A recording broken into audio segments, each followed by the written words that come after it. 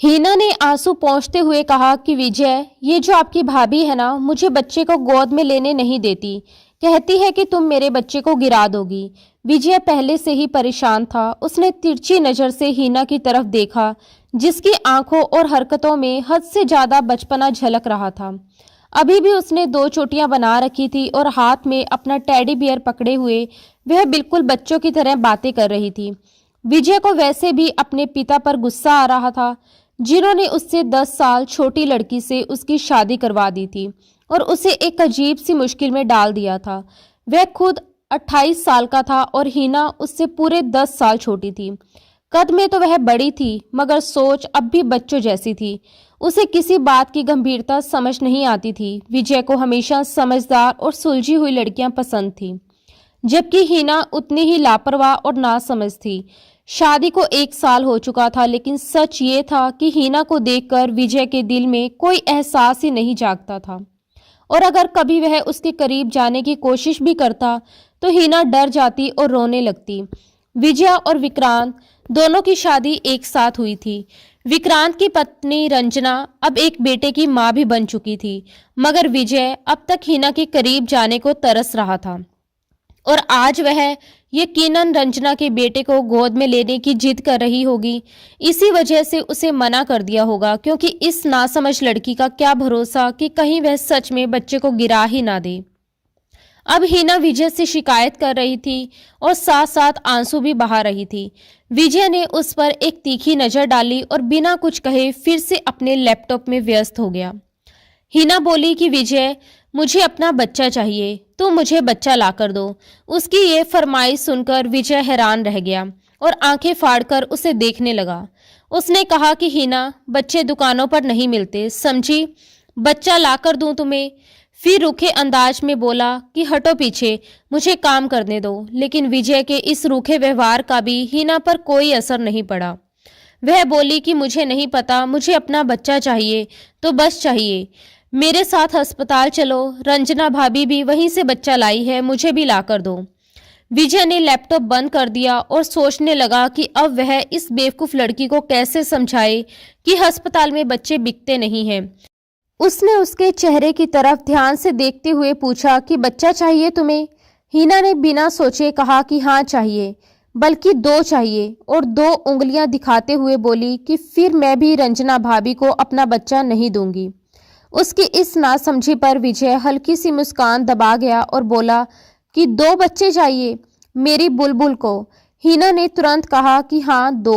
विजय ने धीरे से उसके कान के पास आकर कहा कि बच्चा पाने के लिए बहुत कुछ सहना पड़ता है, इतनी आसानी से बच्चे नहीं मिलते। सह लोगी तुम? हीना ने मासूमियत से कहा कि हाँ, मैं सब कुछ कर लूंगी, बस मुझे बच्चा चाहिए तो चाहिए। विजय ने पूछा कि चिल्लाओगी तो नहीं? वह बोली कि मैं क्यों चिल्लाऊंगी। उसने फिर पूछा कि शोर शराबा तो नहीं मचाओगी? हीना ने कहा कि नहीं, मैं खुश हो जाऊंगी, मेरे पास अपने बच्चे होंगे।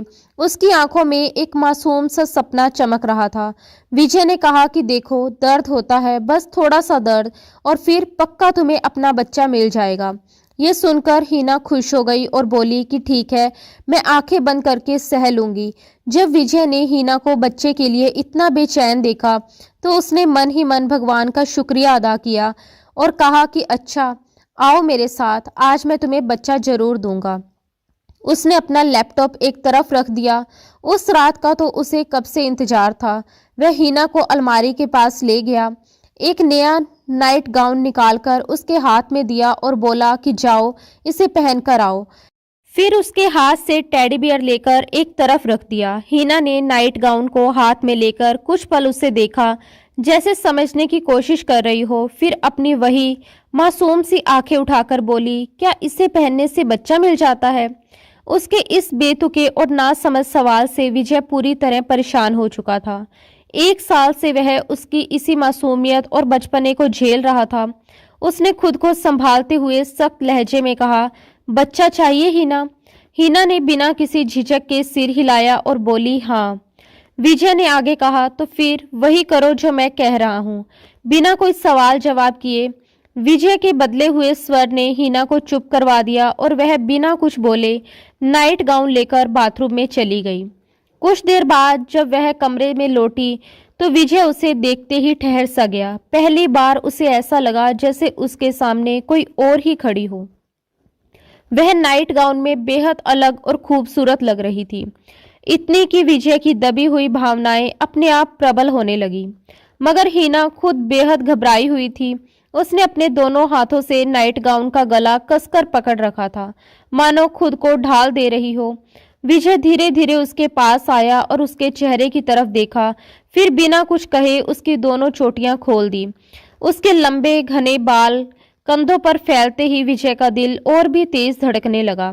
हिना अब भी अपने हाथ से गला पकड़े खड़ी थी। विजय ने उसका हाथ अपने हाथ से हटाया, लेकिन उसकी आंखों में छिपे डर को देखकर वह पल भर के लिए खुद ही सहम गया कि कहीं वह फिर से मना ना कर दे या रोने ना लगे। इसी डर और बेचैनी में उसने अगले ही पल उसे अपने सीने से लगा लिया, जैसे उसके तड़पते दिल को अचानक सुकून मिल गया हो। वह धीरे धीरे हीना में खोने लगा, अपनी भावनाओं पर काबू खोता चला गया। मगर हीना के लिए ये सब बेहद उलझन भरा था। अचानक उसके पेट में दर्द उठा और वह एकदम से पीछे हट गई। विजय को उसकी इस हरकत पर फिर से गुस्सा आ गया। हीना घबराई हुई आवाज में बोली, विजय, मेरे पेट में दर्द हो रहा है। रंजना भाभी को भी ऐसे ही हुआ होगा। मुझे भी अस्पताल ले चलो, बच्चा आने वाला है। ये सुनते ही विजय का सब्र टूट गया। उसने उसका हाथ पकड़कर उसे बिस्तर पर धकेल दिया और सख्त आवाज में कहा, सिर्फ किस करने से बच्चा नहीं आ जाता, समझी? बहुत कुछ सहना पड़ता है, तब जाकर एक मासूम सा छोटा बच्चा हाथ में आता है। बच्चा चाहिए ना तुम्हें? हीना का चेहरा पीला पड़ चुका था। विजय अपनी शर्ट उतार चुका था। 1 साल से वह इस लड़की के बचपने, उसकी नासमझी और दूरी को सहता आ रहा था, मगर आज वह अपनी भावनाओं के सैलाब में बह जाना चाहता था। इससे पहले कि हीना उठकर बैठ पाती, विजय उसके ऊपर लेट गया। उसने हीना की उंगलियों में अपनी उंगलियां थाम ली और उस पल हीना की घबराहट चरम पर पहुंच गई। उसकी सांसें तेज हो गई, दिल जोर जोर से धड़कने लगा और कमरे में एक अजीब सी बेचैनी फैल गई। हीना को बचपन से ही बच्चों से बहुत प्यार था। गली में छोटे छोटे बच्चों को खेलते देखती तो उन्हें पकड़ पकड़ कर अपने घर ले आती और उनके साथ खेलने लगती।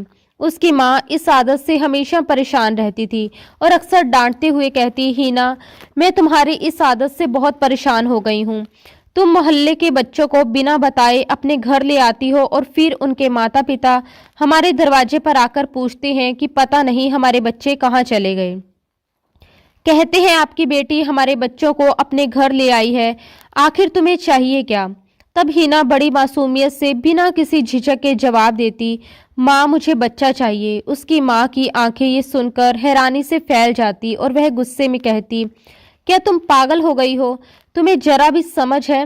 हीना तुरंत अपनी दलील देती, और वो जो रत्ना मौसी है ना, वो भी आपकी ही उम्र की है और 4 साल पहले भगवान से बच्चा लेकर आई है। माँ, तुम भी अस्पताल चलो, मुझे भी एक छोटा सा बच्चा ला दो। ये सुनकर उसकी माँ ने गुस्से से उसकी तरफ देखा और बोली, हे भगवान, मैं तो तुमसे हार गई हूँ। क्या सच में तुम्हारा दिमाग खराब हो गया है? ऐसे अस्पताल जाकर बच्चे नहीं मिलते। हीना ने सिर खुजलाते हुए सोचा और फिर पूरे भरोसे से बोली, माँ, ऐसे ही तो मिलते हैं। मैंने रत्ना मौसी से पूछा था, उन्होंने कहा था अस्पताल जाओ, बच्चा मिल जाएगा। माँ, प्लीज अस्पताल चलो ना, मुझे बच्चा ला कर दो। कसम से मैं खुद ही संभाल लूंगी और फिर मोहल्ले के बच्चों को अपने घर नहीं लाऊंगी। उसकी माँ ने गहरी सांस लेते हुए गुस्से से कहा, ऐसा करती हूँ, तेरी शादी करवा देती हूँ, फिर भगवान से जितने बच्चे लेने होंगे ले लेना। अरे, मेरी क्या उम्र है अब बच्चा पैदा करने की? हीना पढ़ाई में बहुत कमजोर थी और अपनी क्लास में भी मुश्किल से पास हो पाती थी, इसलिए आगे उसने साइंस नहीं बल्कि आर्ट्स चुनी। बड़ी मुश्किल से उसने 16 साल की उम्र में मैट्रिक पास किया और उसके बाद पढ़ाई छोड़ दी। उसके कमरे में ढेर सारे खिलौने थे, टेडी बियर, गुड़ियां और रंग बिरंगे खेल, जो उसके पिता हर बार दुबई से लौटते समय उसके लिए लाते थे। उसके पिता दुबई में काम करते थे और जब भी वहां से वापस आते उसके लिए ढेर सारे खिलौने लाते, मगर हीना को खिलौनों से ज्यादा बच्चे अच्छे लगते थे। वह अपने खिलौने भी मोहल्ले के छोटे छोटे बच्चों को दे देती थी और उनके साथ घंटों खेलती रहती थी। मोहल्ले में कहीं भी किसी के घर बच्चा पैदा होता, वह भागी भागी वहां पहुंच जाती। उस छोटे से मासूम को गोद में लेकर देर तक उसे निहारती रहती। उसके नन्हे नन्हे हाथों और मासूम चेहरे को बहुत गौर से देखती रहती थी। इन्हीं दिनों विक्रांत के ससुराल वालों ने साफ कह दिया था कि वे शादी के लिए और इंतजार नहीं कर सकते। शादी सिर्फ विक्रांत की तय थी, लेकिन जब विजय के पिता को पता चला कि हिना के पिता दुबई से आए हुए हैं, तो वह उनसे मिलने अक्सर उनके घर जाने लगे। हर बार दुबई से लौटने पर उनकी मुलाकात होती थी और बातचीत लंबी होती चली जाती थी। इस बार उन्होंने हिना के पिता को कुछ ज्यादा ही परेशान देखा, तो हाल चाल पूछ लिया। हिना के पिता ने भारी मन से कहा, अब बूढ़ा हो गया हूँ, अकेले सब संभालना मुश्किल हो जाता है। काम से थक कर लौटता हूँ तो खाना भी खुद बनाना पड़ता है। सोचता हूँ पत्नी को साथ ले जाऊं, लेकिन बेटे की समस्या है। जिस कंपनी में मैं काम करता हूँ वहां पत्नी को तो लाने की इजाजत है, लेकिन बच्चों को नहीं। मैं हीना को भी ले जाना चाहता हूँ, बस इसी चिंता में हूँ। ये सुनकर विजय के पिता ने गंभीर स्वर में कहा कि तुम ऐसा करो, हीना की शादी मेरे बेटे विजय से कर दो। ये बात सुनते ही हिना के पिता कुछ पल के लिए चुप हो गए, फिर भारी मन से बोले कि वह अभी बहुत छोटी है, सिर्फ 17 साल की है। ऊपर से वह हमारी इकलौती बेटी है, उसमें अभी बहुत बचपना है और दुनिया की समझ भी उतनी नहीं है। मुझे नहीं लगता कि वह शादी जैसी बड़ी जिम्मेदारियां निभा पाएगी। विजय के पिता ने उन्हें दिलासा देते हुए कहा कि तुम बिल्कुल चिंता मत करो, मैं तुम्हारी बेटी को अपनी सिर आंखों पर बिठाकर रखूंगा। उसे कभी माँ बाप की कमी महसूस नहीं होने दूंगा। मैं ये रिश्ता इसलिए भी करना चाहता हूँ ताकि समाज के लोग मुंह बंद रखें और कोई भी तुम्हारी बेटी की तरफ उंगली उठाने की हिम्मत तक ना कर सके।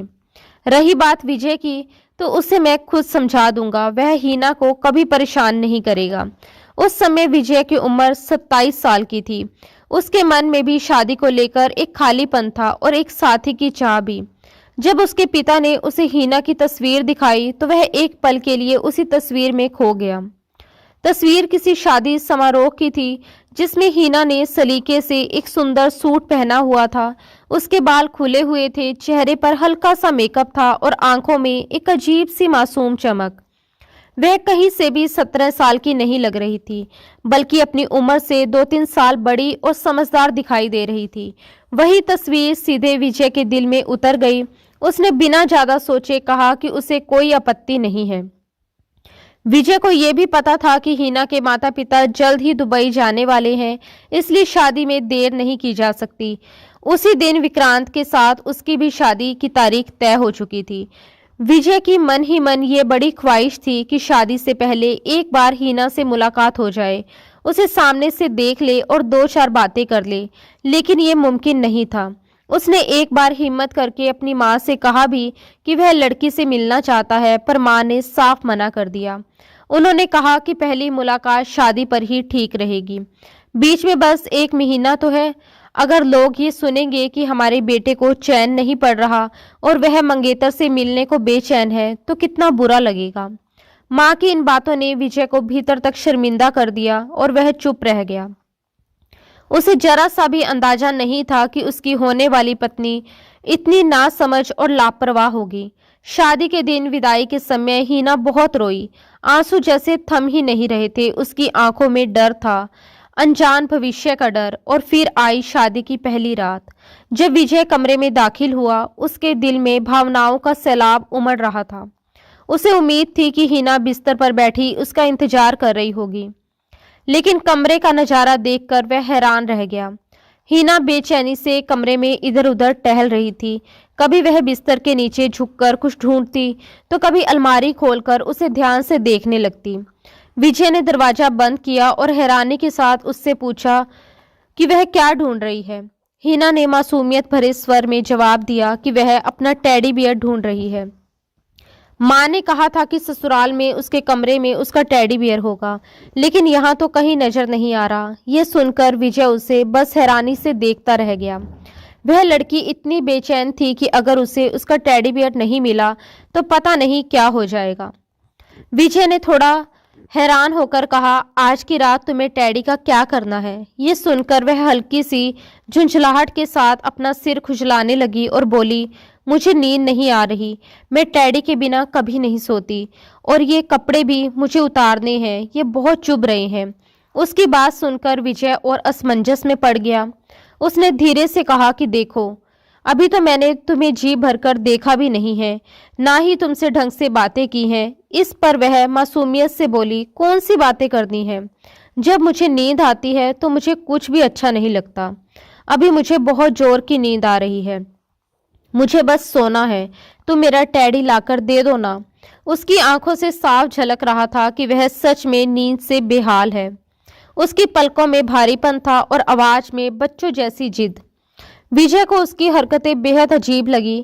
शादी के बाद आमतौर पर लड़कियां थोड़ी शर्माती हैं, झिझकती हैं, घबराती हैं, लेकिन उसमें ऐसा कुछ भी नहीं था। ना उसके चेहरे पर शादी की पहली रात वाली झिझक थी, ना ही कोई संकोच या घबराहट। वह जैसे पूरी तरह अपने ही ख्यालों और आदतों में उलझी हुई थी। विजय के मन में अजीब सी बेचैनी भर गई। वह बिना कुछ कहे तुरंत कमरे से बाहर निकला। उसके माता पिता अभी भी हॉल में बैठे बातें कर रहे थे। विजय ने अपनी माँ के पास जाकर थोड़े परेशान स्वर में कहा, माँ, ये कैसी लड़की है? माँ ने चौंक कर पूछा, क्यों, क्या हो गया? विजय ने कहा, अजीब अजीब बातें कर रही है, कहती है मुझे सोना है, टैडी चाहिए, टैडी के बिना नहीं सोऊंगी। मुझे तो ये सब बहुत अजीब लग रहा है। विजय की बात सुनकर उसकी माँ हल्का सा हंस पड़ी और बोली, अरे इसमें अजीब क्या है? वह अपने माँ बाप की बहुत लाडली रही है, ऊपर से इकलौती बेटी है, कोई छोटा भाई बहन भी नहीं है, इसलिए उसे खिलौनों से खेलने की आदत है। धीरे धीरे समय के साथ सब ठीक हो जाएगा। तुम थोड़ा सब्र रखो और उसे समझने की कोशिश करो। आखिर वह उम्र में भी तो बहुत छोटी है, तुमसे पूरे 10 साल छोटी। ये सुनकर विजय के होश उड़ गए। वह घबराकर लगभग चीख ही पड़ा। क्या मतलब? वह बेचारा अनजाने में ही कितनी बड़ी उलझन में फंस गया था, इसका उसे अब एहसास हो रहा था। उसने भारी आवाज में कहा, आपका मतलब है कि वह 16 या 17 साल की लड़की है? उसकी माँ ने सामान्य सा लहजा रखते हुए कहा, हाँ बेटा, बस 6 महीने पहले ही उसने मैट्रिक पास किया है। विजय ने हैरानी से कहा, लेकिन दिखने में तो बिल्कुल ऐसी नहीं लगती। माँ ने गहरी सांस लेकर जवाब दिया, उम्र तो इतनी ही है, बस बचपना बहुत ज़्यादा है इसमें। ज़्यादातर बच्चों के साथ ही खेलती कूदती रही है, उन्हीं के साथ उठना बैठना रहा है। दुनिया की समझ अभी पूरी तरह आई ही नहीं है, इसलिए इसे थोड़ा समय देना पड़ेगा। ये सुनते ही विजय वहीं सोफे पर बैठ गया और सिर पकड़ लिया। उसने आज की रात को लेकर ना जाने क्या क्या सपने बुने थे, कैसी उम्मीदें पाल ली थी, लेकिन हकीकत इससे बिल्कुल उलट निकली। उसके सामने जो लड़की थी वह बिल्कुल नासमझ, मासूम और हर बात से बेखबर लग रही थी। विजय की माँ उसके पास आकर बैठ गई और स्नेह से बोली, बेटा इतना परेशान क्यों हो रहे हो? विजय ने भीतर दबा गुस्सा और उलझन निकालते हुए कहा, माँ, आपको मुझे पहले ही बता देना चाहिए था। मैं ऐसी लड़की के साथ जिंदगी कैसे गुजार पाऊंगा? आप जानती हैं कि मुझे समझदार और मैच्योर लड़कियां पसंद है, और ये तो बिल्कुल लापरवाही सी लग रही है। कुछ देर बाद वह भारी कदमों से वापस कमरे में लौटा। कमरे में पहुंचते ही उसने देखा कि हीना अपना दुपट्टा उतारने की कोशिश कर रही थी, लेकिन वह दुपट्टा उसकी चोली से जुड़ा हुआ था। उसके बालों में कई पिन लगी हुई थी, जिन्हें वह घबराहट और झुंझलाहट में निकालने की कोशिश कर रही थी, मगर उसे समझ ही नहीं आ रहा था कि शुरुआत कहाँ से करे। उसने पहले कभी इतना भारी और सजा धजा सूट नहीं पहना था, इसलिए वह और ज्यादा उलझती जा रही थी। विजय ने उसे इस हालत में देखा तो उसकी आवाज अपने आप नरम हो गई। उसने कहा, रुको, मैं हटा देता हूँ। उसने दरवाजा बंद किया और अंदर से कुंडी लगा दी। फिर वह धीरे धीरे ड्रेसिंग टेबल के पास आया और सावधानी से हीना का दुपट्टा हटाने लगा। उस पल वह इतनी खूबसूरत लग रही थी कि विजय का दिल बहकने लगा और मन में शैतानी सी हलचल मच गई, लेकिन हीना उसके इन जज्बातों से पूरी तरह अनजान थी। विजय ने दुपट्टा एक तरफ रख दिया और फिर उसके गहने उतारने लगा। जैसे जैसे वह उसके करीब आता गया, उसके लिए अपने दिल और भावनाओं पर काबू पाना मुश्किल होता चला गया। गहने उतारने के बाद वह खुद को रोक नहीं पाया और भावनाओं में बहकर उसने हीना की गर्दन पर अपने होठ रख दिए।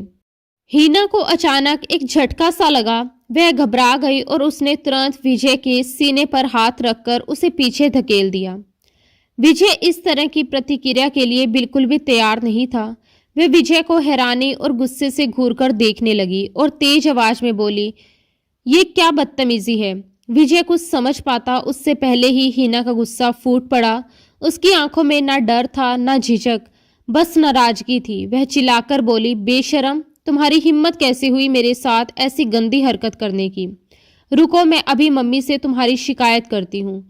ये कहते हुए वह बिना कुछ सोचे समझे तेजी से दरवाजे की तरफ बढ़ी, जैसे अभी बाहर जाकर सबको बता देगी। इससे पहले कि वह कमरे से बाहर जा पाती, विजय ने आगे बढ़कर उसका हाथ पकड़ लिया और उसे अपने सामने खड़ा कर दिया। उसके चेहरे पर गुस्सा, हैरानी और मजबूरी, तीनों भाव एक साथ थे। उसने सख्त लेकिन दबे हुए स्वर में कहा, ये बातें मम्मी को नहीं बताते। यहाँ बैठो, मैं तुम्हें कुछ समझाता हूँ। विजय को लगा कि शायद हीना पति पत्नी के रिश्ते की नाजुकता, उसके मायने और जिम्मेदारियों को बिल्कुल नहीं समझती। उसके मन में ये ख्याल आया कि अगर वह उसे शांति से समझा देगा, धीरे धीरे बात करेगा, तो शायद वह सब समझ जाएगी। लेकिन हीना ने उसकी बात सुनने की जगह झटके से अपना हाथ उसके हाथ से छुड़ा लिया और चिढ़ते हुए बोली, मुझे नींद आ रही है, मुझे किसी की कोई बात नहीं सुननी। मुझे अभी और इसी वक्त मेरा टैडी ला कर दो। उसकी आवाज में बच्चों जैसी जिद थी और आंखों में नींद की थकान। उस पल विजय को लगा जैसे उसकी सारी उम्मीदें एक एक करके टूट रही हों। उसका मन किया कि वह उस लड़की का सर पकड़कर अपने ही सर में दे मारे। हीना की मासूम लेकिन बचकानी हरकतों ने उसकी पूरी रात बर्बाद कर दी थी। वह थका हुआ, उलझा हुआ और भीतर ही भीतर गुस्से से भरा हुआ था। आखिरकार रात के लगभग 1 बजे वह चुपचाप घर से बाहर निकला, गाड़ी स्टार्ट की और सड़कों पर एक ऐसी गिफ्ट की दुकान ढूंढने लगा जो खुली हो। शहर लगभग सो चुका था, सड़कें सुनसान थी और उसका मन और भी भारी होता जा रहा था। 1-2 दुकानें जो बंद होने ही वाली थी, उनमें से एक पर उसने जल्दी जल्दी जाकर एक बड़ा सा टेडी बियर खरीदा और बिना कुछ सोचे वापस घर लौट आया। टेडी देखते ही हीना के चेहरे पर खुशी फैल गई। उसने उसे झट से अपने सीने से लगा लिया और कुछ ही पलों में बच्चों की तरह उससे लिपट कर सो गई। विजय उसे देर तक यूं ही देखता रह गया। उसके चेहरे पर थकान, आंखों में खालीपन और दिल में अजीब सी कसक थी। अगले दिन रिसेप्शन का दिन था, लेकिन हालात जरा भी बेहतर नहीं थे। हीना उस भारी ड्रेस में बेहद अनकंफर्टेबल महसूस कर रही थी और विजय का मूड पहले से ही खराब था। एक तो उसकी बीवी बेहद खूबसूरत थी, लोग उसकी तारीफें कर रहे थे, लेकिन उसे विजय के जज्बातों, उसकी उम्मीदों और मन के हालत का जरा सा भी एहसास नहीं था। कमरे में आते ही उसने झुंझलाकर कहा, जल्दी से मेरा दुपट्टा और गहने उतारो, मुझे बहुत घुटन हो रही है। विजय बस उसे देखता रह गया। आज वह पहले ही गुस्से और तनाव में था, इसलिए उसने साफ मना कर दिया। वह रूखे स्वर में बोला, अपने काम खुद करो, तुम्हें मेरे जज्बातों का कौन सा एहसास है। कल की पूरी रात तुम अकेले ही सोती रही, पता नहीं मैंने क्या क्या सोच रखा था। ऐसा भी नहीं होता, कोई लड़की इतनी भी बेवकूफ़ नहीं होती जितनी तुम हो।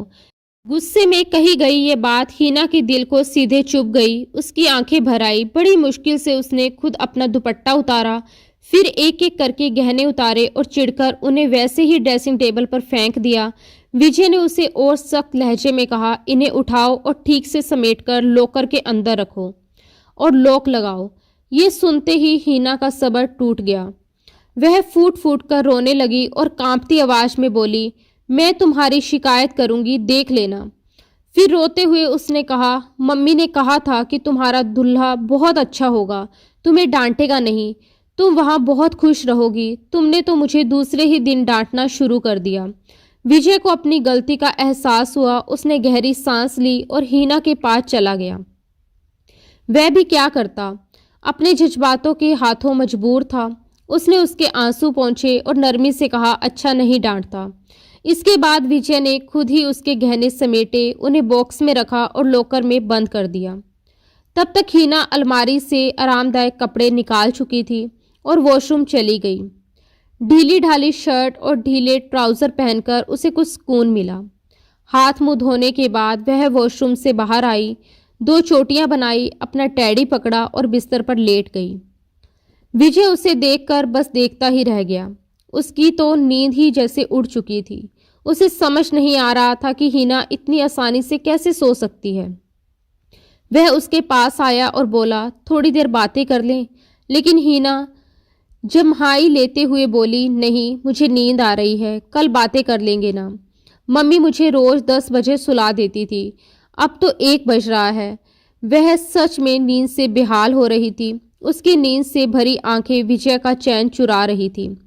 जब उससे और रहा नहीं गया तो उसने तकिया ठीक किया और वह भी बिस्तर पर लेट गया। हिना को इसकी जरा भी परवाह नहीं थी।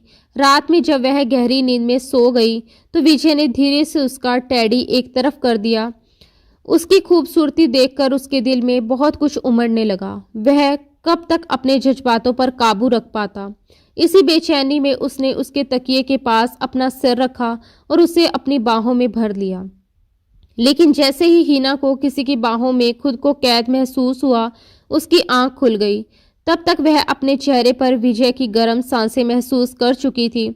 उसने तुरंत विजय के सीने पर हाथ रखकर उसे पीछे धकेल दिया और सख्त स्वर में कहा, पीछे हटो, यहाँ क्या कर रहे हो?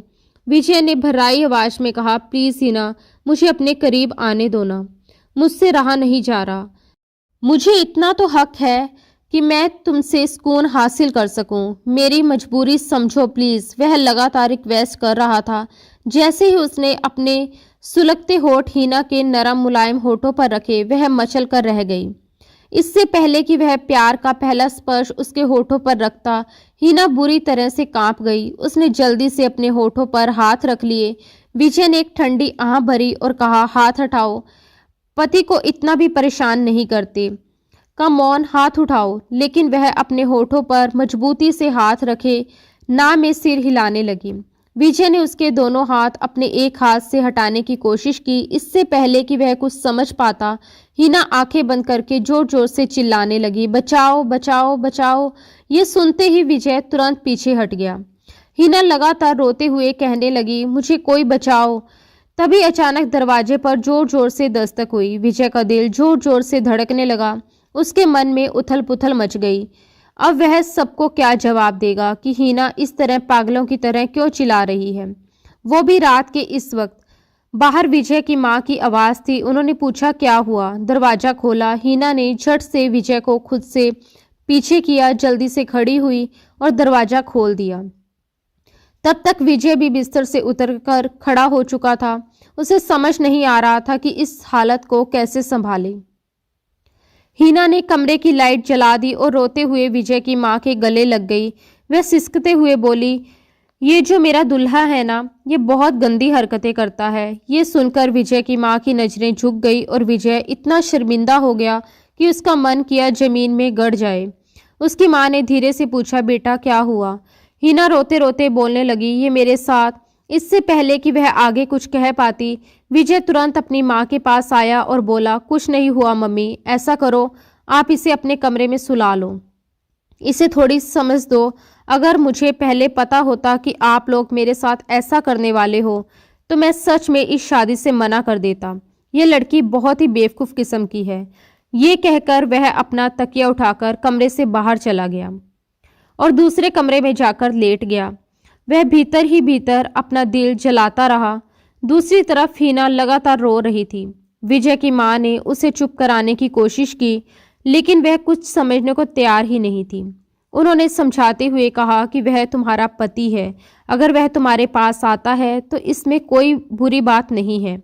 लेकिन हिना रोते हुए बोली, नहीं, वह बहुत गंदा है, आपको नहीं पता उसने मेरे साथ क्या किया।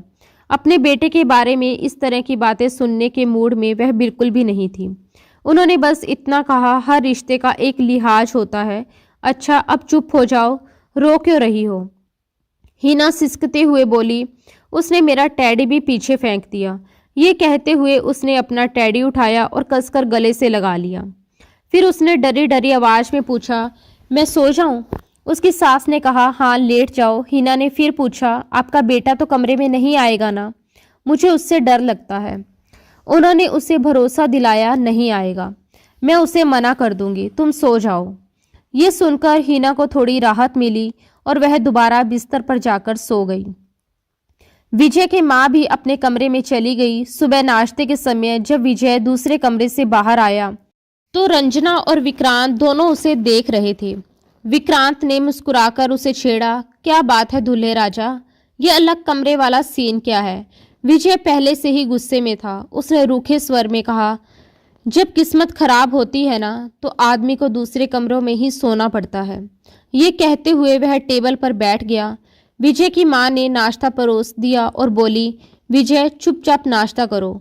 वह चुपचाप बैठ गया लेकिन अपनी माँ को शिकायत भरी नजरों से देखता रहा। कुछ देर बाद सलवार सूट पहने हीना भी कमरे से बाहर आ गई। वह जाकर विजय की माँ के पास बैठ गई। ये देखकर रंजना बोली, अरे यहाँ क्यों बैठी हो? अपने पति के पास बैठो और उन्हें नाश्ता दो। बेचारे अकेले ही नाश्ता कर रहे हैं। रंजना खुद भी नाश्ता कर रही थी और विक्रांत को भी खिला रही थी। ये सुनकर हीना तुरंत बोली, मुझे इसके पास नहीं बैठना, ये बहुत गंदा है। विजय की तो ब्रेड गले में ही अटक गई। उसके दिल में डर बैठ गया कि कहीं ये रात वाली बात सबके सामने ना कह दे। तभी विजय के पिता भी आकर नाश्ते की टेबल पर बैठ गए। विजय की माँ ने हीना के कान में धीरे से कहा, बेटा चुपचाप नाश्ता करो, ऐसी बातें किसी से नहीं कहते और सबके सामने तो बिल्कुल नहीं। खबरदार जो तुमने किसी से कुछ भी कहा। हीना के माथे पर बल पड़ गए। उसने बिना कुछ बोले अपनी प्लेट में आमलेट लिया और ब्रेड के साथ चुपचाप खाने लगी। नाश्ता करने के बाद हीना घर के लॉन में आ गई। रंग बिरंगे फूल देखकर उसके चेहरे पर अपने आप मुस्कान आ गई। वह जल्दी जल्दी गुलाब, चमेली और गेंदे के फूल तोड़कर अपने दुपट्टे में भरने लगी। तभी विजय बाहर आया और पूछा, ये क्या कर रही हो? हीना ने जवाब दिया, इसका गुलदस्ता बनाऊंगी, मुझे बहुत अच्छा लगता है। उसके साफ सुथरे चेहरे पर झलकती मासूमियत देखकर विजय का गुस्सा फिर से कुछ कम हो गया। उसने कहा कि लाओ एक गुलाब तुम्हारे बालों में लगा दूं। लेकिन हीना तुरंत पीछे हट गई और बोली, जी नहीं, तुम बहुत गंदे हो, मैं तुम्हें अपने पास भी नहीं आने दूंगी। विजय का चेहरा सख्त हो गया। वह बोला, अच्छा कब तक मुझे अपने पास नहीं आने दोगी? एक ना एक दिन तो मैं तुम्हारे पास जरूर आऊँगा और जिस दिन आऊँगा ना उस दिन तुम्हारी जान निकाल दूंगा। मेरे सब्र को मत आजमाओ। ये कहकर वह गुस्से में अपने दोस्तों के पास चला गया। हीना ने सारे फूल इकट्ठे किए और अपने कमरे में रखे गुलदान में सजा दिए। शाम को जब विजय दोस्तों से मिलकर वापस आया तो उसने देखा कि हीना कमर पर दुपट्टा बांधे मोहल्ले के बच्चों के साथ क्रिकेट खेल रही थी। आसपास बड़े बड़े बंगले थे लेकिन अक्सर शाम के वक्त लड़के लड़कियां बाहर निकल आते थे। कोई बैडमिंटन खेलता, कोई क्रिकेट। हीना भी बच्चों के साथ बिल्कुल बच्ची बनकर खेल रही थी। उसे इस हालत में देखकर विजय को बहुत अजीब लगा क्योंकि उसके दोस्त उसे गाड़ी से घर तक छोड़ने आए थे। वह इन्हीं बातों में उलझा हुआ था कि अचानक गेंद उसके दोस्त की गाड़ी के बोनट पर जा लगी। उसका दोस्त झुंझलाकर बोला, ये कौन बदतमीज है? लेकिन जैसे ही विजय की नज़र सामने पड़ी उसके होश उड़ गए। उसके दोस्त तो उसकी बीवी से मिलने आ रहे थे और भाभी जी गली में बच्चों के साथ क्रिकेट खेल रही थी। विजय का एक दोस्त हंसते हुए बोला, बड़ी अजीब लड़की है, इतनी बड़ी होकर बच्चों के साथ खेल रही है। विजय शर्म के मारे नजरें तक नहीं उठा पा रहा था। वह गाड़ी से नीचे उतरा और बोला, अच्छा ठीक है, तुम लोग जाओ। दोस्त बोले, ऐसे कैसे जाएं? तुम तो कह रहे थे कि अपनी बीवी के हाथ की चाय पिलाओगे। हम भाभी के हाथ की चाय पिए बिना थोड़े ही जाएंगे। विजय ने झट से बहाना बनाया और कहा, अभी जाओ यहाँ से, फिर कभी पिला दूंगा। शायद वह मायके गई है। विजय की शादी भी इतनी हड़बड़ी में हुई थी कि विजय अपने दोस्तों को ठीक से बुला भी नहीं पाया था और जिस हालत में उसके दोस्तों ने उसकी बीवी को देखा उससे वह अंदर ही अंदर शर्मिंदा हो गया था। इससे पहले कि उसके दोस्त वापिस जाते हीना की नज़र उन पर पड़ गई। वह विजय को देखकर बोली और फिर पास खड़े एक बच्चे से कहा, ठहरो, अभी मैं अपने पति को बताती हूँ कि तुम कितने बड़े चीटर हो। मैं आउट भी नहीं हुई थी और तुमने मुझे आउट कहना शुरू कर दिया। चलो आओ मेरे साथ। ये कहते हुए वह एक करीब 10 साल के बच्चे का हाथ पकड़कर विजय के पास ले आई और बोली, देखो विजय, ये कितना चीटर है। मैं आउट नहीं हुई थी, फिर भी कह रहा था कि मैं आउट हो गई हूँ। बॉल विकेट पर लगी भी नहीं थी, मैंने खुद देखा था। विजय का एक दोस्त जो जाने के लिए गाड़ी पीछे कर ही रहा था, ये सुनते ही झटके से गाड़ी रोक देता है। वह तुरंत गाड़ी से उतरकर विजय के पास आ जाता है। विजय हिना से झुंझलाकर कहता है, तुम अंदर जाओ। हिना तुरंत पलटकर बोलती है, ऐसे कैसे अंदर जाऊं? मैं पहले अपनी गेम पूरी खेलूंगी। विजय ने फिर कहा, हिना अंदर जाओ। तभी उसका दोस्त उसके बिल्कुल पास आ चुका था। उसने हैरानी से पूछा, ये लड़की कौन है? हिना तुरंत बोली, मैं तो इसकी बीवी हूँ, ये मेरा पति है। आपकी तारीफ? ये सुनकर दोस्त ने उसे सिर से पैर तक देखा और कहा, विजय ये तुम्हारी बीवी है? तुम तो कह रहे थे कि बहुत डिसेंट है। पहली ही मुलाकात में हिना विजय की सारी पोल खोल चुकी थी। विजय तो जैसे शर्म के मारे नजरें ही नहीं उठा पा रहा था। उसने दोस्तों के सामने हिना की इतनी तारीफें की थी सिर्फ इसीलिए कि उसकी थोड़ी बहुत इज्जत बची रहे, क्योंकि दोस्तों में वही सबसे ज़्यादा नखरे दिखाता था। कहता था कि उसे कोई भी आम लड़की पसंद नहीं आती, वह तो सिर्फ एक समझदार और सुलझी हुई लड़की से ही शादी करेगा। लेकिन हिना तो बिल्कुल उसकी सोच के उलट निकली। दोस्त ने कंधे उचकाए और बिना कुछ कहे वापिस चला गया। गुस्से में विजय ने हिना का हाथ पकड़ा, उसके हाथ में बैट छीनकर जमीन पर फेंक दिया और उसे घसीटते हुए अपने बंगले के अंदर ले आया। घर वाले बिल्कुल बेखबर थे कि वह बाहर बच्चों के साथ क्रिकेट खेल रही थी। जैसे ही वे अंदर आए, लाउंज में रंजना सलीके से साफ सुथरे कपड़े पहने, मेकअप किए, अपनी सास के साथ बैठकर चाय पी रही थी। विक्रांत शायद किसी से मिलने गया हुआ था। रंजना को इस तरह सलीके से बैठा देख विजय और भी ज्यादा झुंझला गया। उसने अपनी माँ के पास जाकर हिना का हाथ छोड़ा और गुस्से में पूछा, ये बाहर क्या कर रही थी? किससे पूछकर गई थी मम्मी? क्या आपने इसे बाहर जाने की इजाजत दी थी? वह गुस्से में सवाल कर रहा था। विजय की माँ उसका हुलिया देखकर हैरान रह गई। उसके कपड़ों पर जगह जगह मिट्टी लगी हुई थी, चेहरा पसीने से भीगा हुआ था और हाथों पर भी मिट्टी लगी थी। उन्होंने हैरानी से पूछा, बेटा कहाँ से आ रही हो? जवाब में विजय ने कहा, मोहल्ले के बच्चों के साथ क्रिकेट खेल रही थी।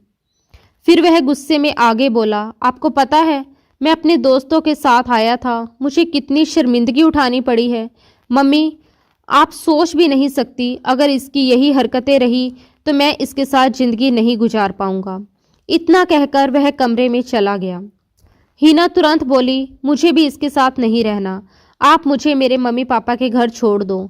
जब देखो डांटते ही रहते हैं, ये मत करो, वो मत करो, यहाँ मत बैठो, वहाँ मत बैठो। मुझे इसके साथ नहीं रहना। विजय की माँ ने उसे अपने पास बुलाया और कहा, इधर आओ, मेरे पास बैठो। फिर समझाते हुए बोली, देखो बेटा तुम्हारी शादी हो चुकी है। हिना ने मासूमियत से कहा, तो क्या हो गया, शादी ही तो हुई है। सास ने कहा, शादी के बाद लड़कियां ऐसे मोहल्ले के बच्चों के साथ क्रिकेट नहीं खेलती। तुम अब बड़ी हो गई हो। हिना बोली, हाँ लेकिन मैं तो अपने घर में भी बच्चों के साथ क्रिकेट खेलती थी। क्रिकेट खेलना कोई गुनाह थोड़ी है। विजय की माँ के समझाने के बाद भी हिना पर कोई खास असर नहीं हुआ। एक दिन वह बाहर गली में खड़ी थी, तभी सामने वाले बंगले से कुछ बच्चे बाहर आए। एक बच्चे ने एक छोटे से लगभग 8 या 9 महीने के बच्चे को गोद में उठा रखा था। उस बच्चे को देखते ही हिना तुरंत उनके पास चली गई और बोली, लाओ इसे मुझे दे दो। बच्चे ने उसे गोद में थमा दिया। ये वही लड़का था जिसके साथ हिना क्रिकेट खेलती थी। वह बोला, दीदी आप इसे पकड़ कर रखना, मैं 2 मिनट में आता हूँ। ये कहकर वह अंदर चला गया। हिना काफ़ी देर तक उसका इंतजार करती रही, लेकिन वह बाहर नहीं आया। तब वह उस छोटे बच्चे को अपने घर ले आई और लॉन में बैठकर उसके साथ खेलने लगी। देखते देखते 2 घंटे बीत गए। हिना उस बच्चे में इतनी खो गई कि उसे एहसास ही नहीं हुआ कि बच्चे की माँ उसे ढूंढ ढूंढ कर परेशान हो रही है। उसके बड़े भाई को भी ये नहीं पता था कि हिना का घर कौन सा है। वह बस यही कह रहा था कि यहाँ एक दीदी खड़ी थी, मैंने उन्हीं को बच्चा पकड़ा दिया था। आखिरकार चौकीदार ने पहचान लिया और कहा, आपका बच्चा तो हमारे घर पर है। तभी विजय की माँ भी लॉन में आ चुकी थी और नौकरानी से वही चाय लाने को कह रही थी। हिना की गोद में उस छोटे से बच्चे को देखकर उन्होंने हैरानी से पूछा, बेटा ये कौन है? उसी समय उस बच्चे की माँ वहां पहुंच गई। घबराई हुई आवाज में वह कहने लगी, तुमने मेरा बच्चा पकड़ रखा है और मैं पागलों की तरह उसे ढूंढ रही हूँ। तुम्हें जरा भी एहसास है एक माँ पर क्या बीतती है जब उसका छोटा सा बच्चा उसकी नज़रों से ओझल हो जाता है। उसकी आंखों में डर और बेचैनी साफ झलक रही थी। हिना चुपचाप खड़ी रही, जैसे उसके पास कहने के लिए कोई शब्द ही ना हो। खैर, विजय की माँ को इस पूरी स्थिति पर बेहद शर्मिंदगी महसूस हुई।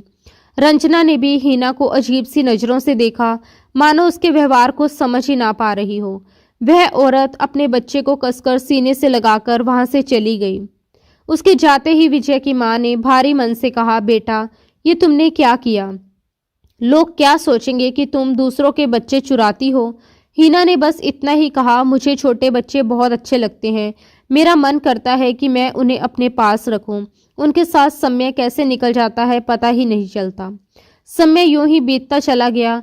विजय ने हिना के साथ अपनी दूरियां खत्म करने की बहुत कोशिश की, लेकिन जब भी वह उसके करीब जाने की कोशिश करता, हिना या तो रोने लगती या जोर जोर से चीखने लगती।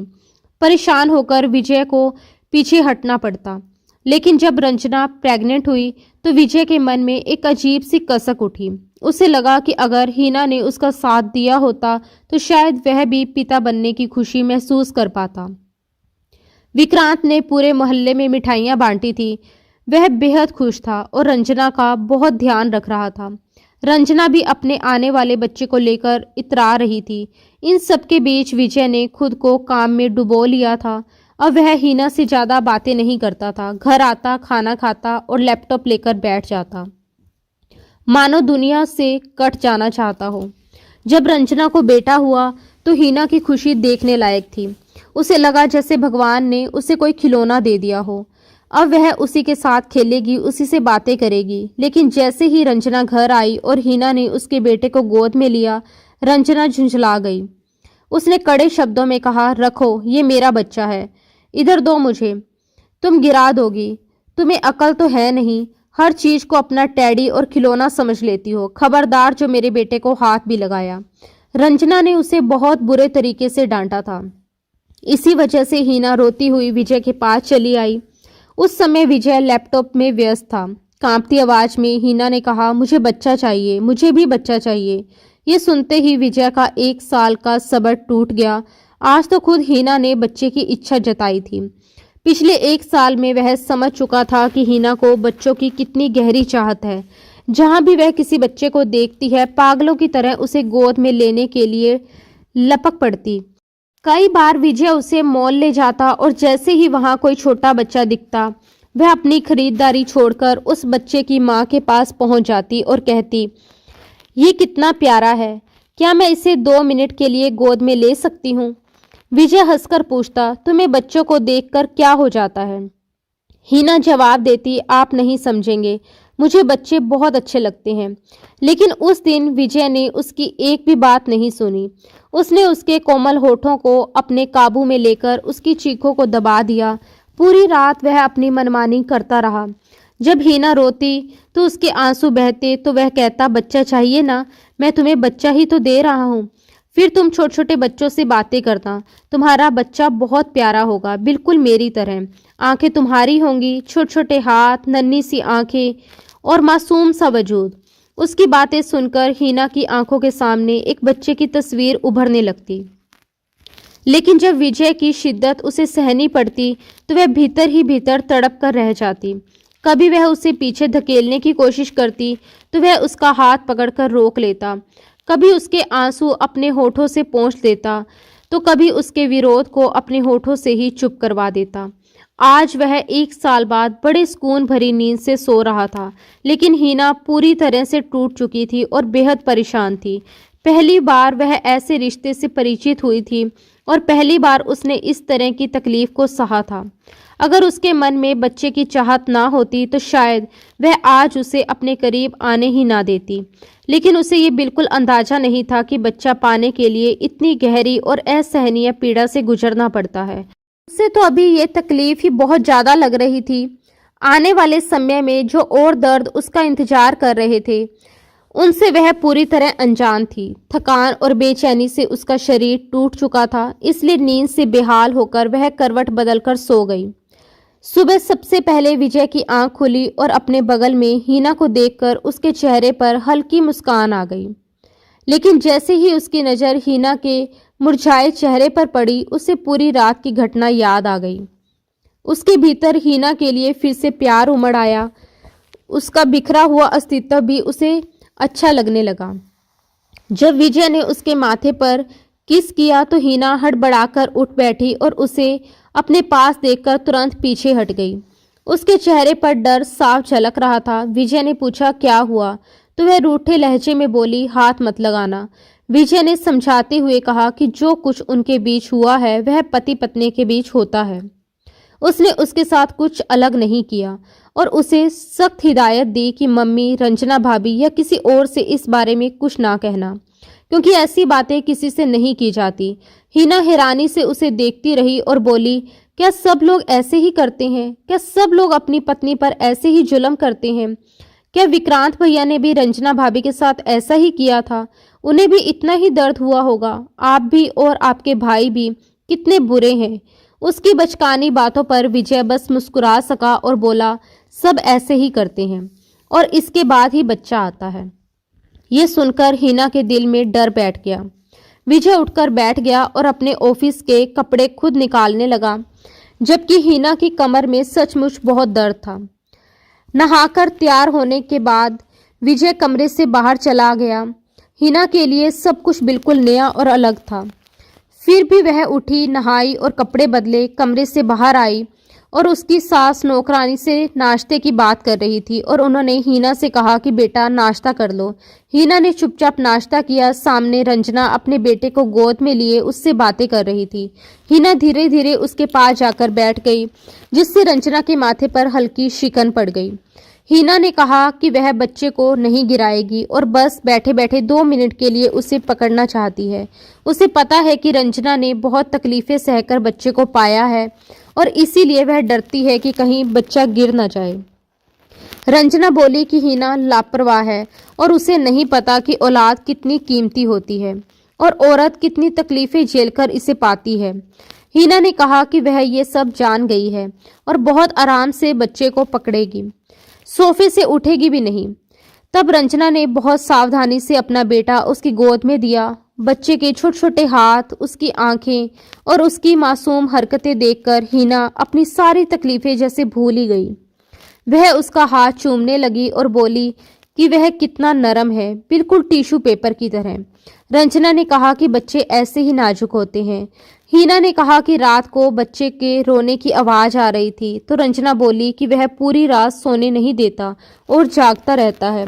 हीना ने मासूमियत से कहा कि फिर तो आपको बहुत अच्छा लगता होगा, आप पूरी रात इसे लेकर बैठी रहती होंगी। तो रंजना बोली कि उसकी आंखें नींद से बंद हो जाती हैं और वह रात को विक्रांत को बच्चा पकड़ा देती है कि अपना बच्चा संभालो, मुझे सोने दो।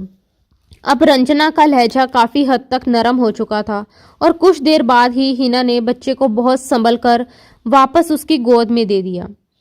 रात को जब विजय घर आया तो उसने देखते ही कहा, तुम इस सादे से हुलिये में क्या कर रही हो? जाओ तैयार होकर आओ। ये सुनते ही हीना का दिल ऐसे बैठ गया जैसे किसी ने उसे मुट्ठी में मसल दिया हो। डरती हुई आवाज में वह बोली, नहीं प्लीज, आज नहीं।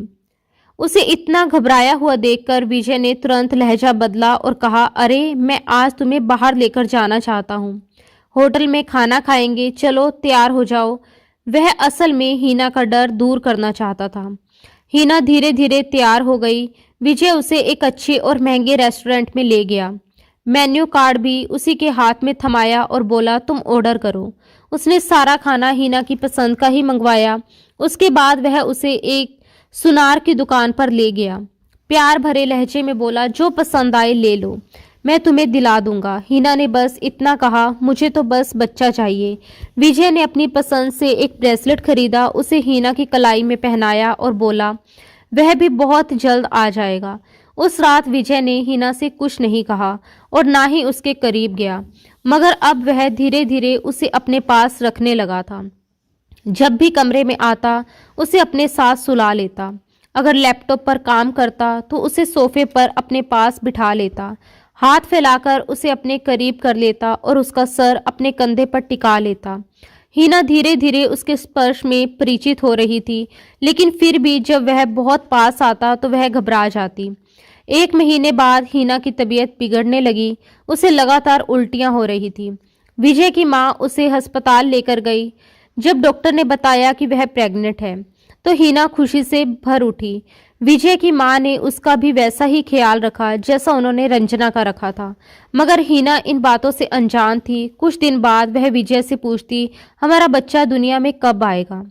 विजय हंसकर कहता, बेबी इतनी जल्दी नहीं आता, इसमें समय लगता है। वह मासूमियत से कहती, मुझसे अब और इंतजार नहीं हो रहा, बताओ वह मेरे जैसा होगा या आपके जैसा? विजय कहता, तुम्हारे जैसा होगा, बहुत मासूम और थोड़ा सा बेवकूफ़। वह झट से कहती, मैं बेवकूफ़ नहीं हूँ, और विजय हंसने लगता। लेकिन जैसे जैसे समय बीतता गया उसका पेट निकलने लगा। उसे अपना शरीर अजीब लगने लगा, पैरों में सूजन आने लगी, रात को टांगों में बहुत दर्द होता। वह रोने लगती। विजय उठकर बैठ जाता और पूछता, क्या हुआ तुम्हें? वो कहती, पैरों में बहुत दर्द है, बर्दाश्त नहीं हो रहा।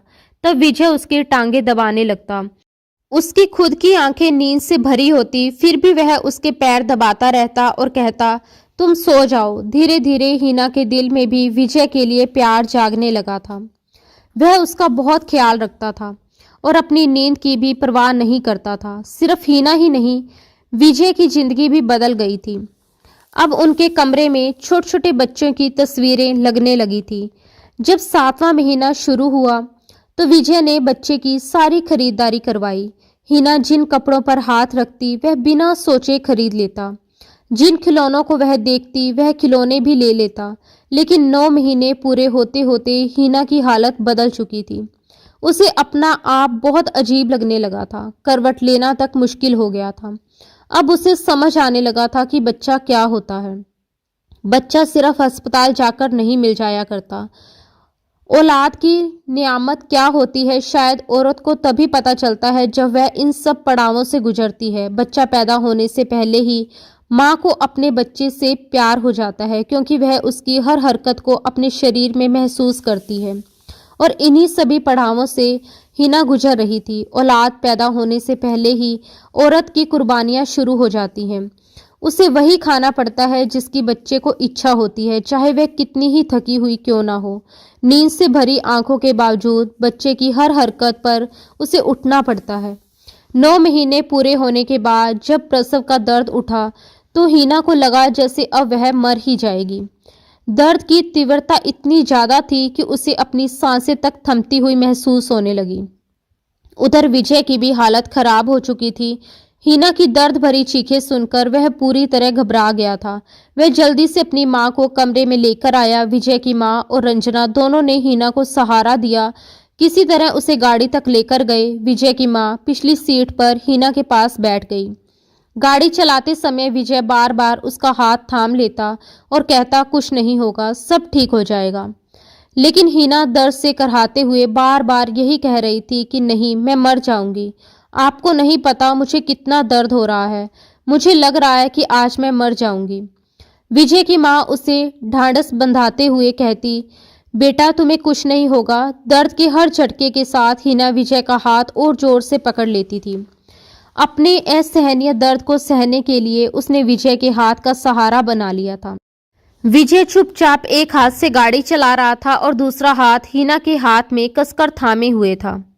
अस्पताल पहुंचते ही उसने तुरंत हीना को व्हीलचेयर पर बिठाया और लेबर रूम की तरफ भेज दिया। बाहर खड़ा विजय बेचैनी से टहलने लगा। उसके मन में अजीब अजीब ख्याल आने लगे। वह अपने बच्चे और हीना की सलामती के लिए बार बार दुआ मांग रहा था। लेकिन जब कुछ देर बाद डॉक्टर बाहर आए और उनके चेहरे पर उदासी देखी तो विजय की जैसी जान ही निकल गई। वह घबराकर उनके पास पहुंचा और कांपती आवाज में पूछा, मेरी बीवी और बच्चा तो ठीक है ना? डॉक्टर ने कहा, आपको बेटा हुआ है और बच्चा बिल्कुल ठीक है। ये सुनते ही विजय की धड़कनें और तेज हो गई। उसने तुरंत पूछा, तो फिर मेरी बीवी को क्या हुआ? डॉक्टर बोले, ऑपरेशन के दौरान वह बेहोश हो गई थी, लेकिन अभी तक उन्हें होश नहीं आया। आमतौर पर औरतें होश में आ जाती हैं, लेकिन यहाँ थोड़ा समय लग रहा है। तभी नर्स एक छोटा सा बच्चा लेकर आई और विजय की गोद में दे दिया। बच्चे को देखते ही विजय की आंखों से आंसू बहने लगे। उसे याद आने लगा कि हीना को बच्चों का कितना शौक था, कितनी बेसब्री से वह अपने बच्चे का इंतजार कर रही थी। और अब वह खुद होश में नहीं थी, वह भीतर से टूट चुका था। उसने बच्चे को प्यार से सीने से लगाया और फिर अपनी माँ की गोद में दे दिया। गिड़गिड़ाते हुए बोला, प्लीज अब कुछ भी करके हीना को होश में लेकर आइए। डॉक्टर ने कहा, हम अपनी पूरी कोशिश कर रहे हैं, लेकिन हमें डर है कि कहीं वह कोमा में ना चली जाए। पूरी रात यूं ही निकल गई और सुबह हो गई। बच्चे को विजय की मां ने ही दूध पिलाया। विक्रांत भी अस्पताल आ चुका था। विजय के पिताजी भी पहुंच गए थे। सबकी निगाहें एक ही तरफ थी, सबकी चिंता एक ही थी, क्योंकि हीना को अब तक होश नहीं आया था। उसे एक अलग कमरे में शिफ्ट कर दिया गया। डॉक्टरों ने साफ शब्दों में कहा, हमें लगता है कि ये कोमा में जा चुकी है, हमें नहीं पता कि इसे होश कब आएगा। ये सुनते ही जैसे विजय का हौसला पूरी तरह से टूट गया। वह वहीं फूट फूट कर रोने लगा। उसने हीना का हाथ अपने दोनों हाथों में थाम लिया और कांपती आवाज में बोला, हीना प्लीज आंखें खोलो, देखो भगवान ने तुम्हें कितना प्यारा सा बच्चा दिया है, बिल्कुल तुम्हारे जैसा। उठो ना यार, ऐसा नहीं करते, प्लीज हीना आंखें खोलो, देखो तुम्हारा बेटा तुम्हें देखने के लिए कितना बेचैन हो रहा है। विजय की आंखों से आंसू थमने का नाम नहीं ले रहे थे। वहां मौजूद हर इंसान की आंखें नम थी। बच्चा सच में जोर जोर से रो रहा था। विजय की मां की गोद में होने के बावजूद वह चुप नहीं हो रहा था, लेकिन हीना ऐसी गहरी नींद में थी कि बस उसकी सांसें चल रही थी, आंखें खुलने का कोई नामो निशान नहीं था। धीरे धीरे समय बीतने लगा। विजय के माता पिता विक्रांत और रंजना सब घर लौट गए। बच्चे को भी उसकी दादी अपने साथ ले गई, लेकिन विजय वहीं अस्पताल में बैठा रहा। एक हफ्ते के भीतर ही विजय की भी हालत बहुत खराब हो गई। दाढ़ी बढ़ गई थी, आंखें रो रो कर सूज चुकी थी। वह बार बार उसके पास बैठता, उसका हाथ पकड़ता और उसे जगाने की कोशिश करता। उसे खुद भी समझ नहीं आ रहा था कि जो लड़की कल तक उसे अजीब और बोझ लगती थी, आज वही उसकी जिंदगी की सबसे कीमती चीज बन चुकी थी। उसके बिना एक पल भी अच्छा नहीं लग रहा था, कुछ भी अच्छा नहीं लग रहा था। यहाँ तक कि उसका अपना बच्चा भी अब उसे खुश नहीं कर पा रहा था। जब एक महीना इसी तरह बीत गया तो डॉक्टर भी निराश हो चुके थे। उन्होंने कहा, हमें नहीं लगता कि इसे अब होश आएगा। अगर आप इजाज़त दें तो हम इसे जहर का इंजेक्शन दे सकते हैं। आप अपनी बीवी को इस हालत में क्यों तकलीफ में रखना चाहते हैं? ये सुनते ही विजय भड़क उठा। उसने कहा कि नहीं, ये खुद से सांस ले रही है, इसका मतलब ये जिंदा है। मैं अपनी बीवी के लिए इतना बड़ा फैसला नहीं ले सकता। मैं आपका बिल भर रहा हूँ, अपना सब कुछ उस पर लगा दूंगा, मुझे यकीन है इसे होश आएगा। उधर बच्चा अपनी दादी का आदी हो चुका था। वह दादी की गोद में ही माँ की ममता तलाश करता था। 1 महीना, 2 महीने, फिर 3 महीने बीत गए, लेकिन हीना को होश नहीं आया। कभी कभी विजय अपने बेटे वीर को अपने साथ ले आता। वह बच्चे को हीना की तरफ इशारा करके कहता, ये तुम्हारी मम्मा है। उसके दिल में बस एक ही उम्मीद थी कि जिस दिन बच्चा हीना को मम्मा कहेगा, उस दिन वह जरूर जाग जाएगी। हीना को भले ही विजय से प्यार हो या ना हो, लेकिन बच्चे से उसका लगाव बहुत गहरा था। प्रेगनेंसी के दौरान भी वह विजय से बार बार कहती रहती, विजय मेरा बच्चा मुझे मम्मा तो कहेगा ना, जब वह दुनिया में आएगा तो सबसे पहले मेरा नाम लेगा ना। पता नहीं वह दिखने में कैसा होगा, उसकी आंखें कैसी होंगी, उसकी नाक कैसी होगी। और आज 4 महीने बीत जाने के बाद भी उसकी आंखों को अपने बच्चे को देखने की इजाजत नहीं मिली थी। विजय बच्चे को हीना के पास लिटा देता। बच्चा अपनी माँ की कमीज खींचता और फिर जोर से रोने लगता। पहली बार ऐसा हुआ कि बच्चे के रोने की आवाज़ सुनकर हीना के दिल की धड़कन तेज हो गई। मशीन पर उसकी हार्ट बीट अचानक तेज चलने लगी और ये देखकर विजय के भीतर एक नई उम्मीद जाग उठी। उसने बच्चे को और रुलाया। बच्चा बार बार हीना की कमीज खींच रहा था, रो रहा था। ऐसा लग रहा था जैसे हीना की आंखों की पुतलियां हल्की सी हिली हों। ये देखकर विजय घबरा गया और तुरंत नर्स व डॉक्टर को बुला लिया। हीना के शरीर में आई उस मामूली सी हलचल को देखकर डॉक्टरों के चेहरे पर भी उम्मीद की किरण दिखी। उन्होंने कहा कि संभव है बच्चा ही अपनी मां को होश में ले आए। इसलिए रोज बच्चे को लेकर आइए, उसे माँ के पास लिटाइए। जब वह अपने बच्चे के स्पर्श को महसूस करेगी तो उसके रोने की आवाज़ सुनेगी तो यकीनन जाग जाएगी। और फिर सचमुच ऐसा ही हुआ। विजय रोज वीर को लेकर आता, कई बार जानबूझकर उसे भूखा लेकर आता। भूख के मारे जब वह रोने लगता तो विजय उसे हीना के पास लिटा देता। जब बच्चा रोता तो हीना के बेजान शरीर में जैसे जान लौटने लगती। एक दिन तो वह इतना जोर जोर से रोया कि हीना अचानक उठकर बैठ गई। ये देखकर विजय जैसे सन्न रह गया और डॉक्टर भी हैरान रह गए। उसने तुरंत अपने रोते बच्चे को गोद में लेकर सीने से लगा लिया।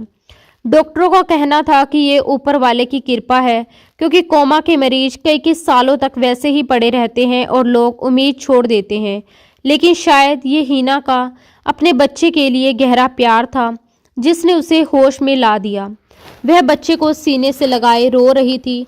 उसे लग रहा था जैसे अभी अभी ऑपरेशन हुआ हो और कुछ घंटों में ही उसे होश आ गया हो। मगर जब उसे बताया गया कि वह पिछले 4 महीनों से बेहोश थी तो उसे यकीन ही नहीं हुआ। वह अपने बच्चे को बार बार चूमती रही और विजय उसे बस देखता रहा। कुछ ही दिनों में वह ठीक होकर घर आ गई और उसके बाद विजय उसका और भी ज़्यादा ख्याल रखने लगा। वह उसे अपने पास लगाकर सुलाता। उसके भीतर एक अजीब सा डर बैठ गया था कि कहीं हीना उसे छोड़कर ना चली जाए।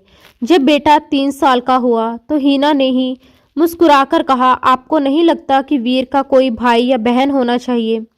विजय ने साफ मना कर दिया और बोला, नहीं, मैं ऐसा नहीं चाहता। वह हैरान हुई और कारण पूछा तो विजय ने कहा, मेरा बहुत बुरा तजुर्बा रहा है। कसम से मुझे लगता था कि मेरी भी जान निकल जाएगी।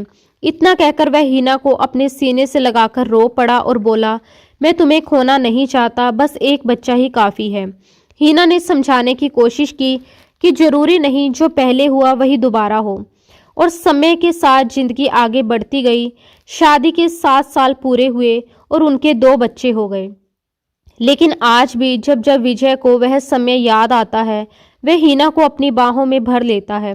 वह हंसकर कहती, मुझे सोने दो, क्यों परेशान कर रहे हो? वह जवाब देता, सो जाओ, बस मेरे करीब रहा करो। जब तुम दूर होती हो तो मेरी जान निकलने लगती है। हीना उसे चिढ़ाते हुए कहती, आप कभी कभी बिल्कुल बच्चों जैसी हरकतें करते हैं। हटिए पीछे। अगर वीर की आंख खुल गई तो क्या सोचेगा? वीर जो अब 5 साल का हो चुका था, जब भी अपने पिता के हाथ में अपनी माँ का हाथ देखता तो झट से माँ का हाथ विजय से छुड़ाकर अपने हाथ में पकड़ लेता और गुस्से से कहता, ये मेरी मम्मा है, पापा आप इन्हें हाथ मत लगाइए। मगर जब से अंश पैदा हुआ था, वीर की जगह बदल गई थी।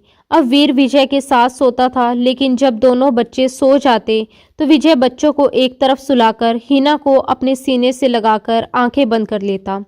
कभी कभी हीना परेशान हो जाती, मगर विजय की मनमानी के आगे वह खुद को बेबस पाती और उसके प्यार के आगे हार जाती थी।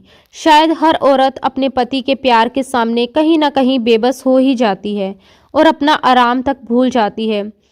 दोस्तों, उम्मीद है कि आपको हमारी ये कहानी पसंद आई होगी।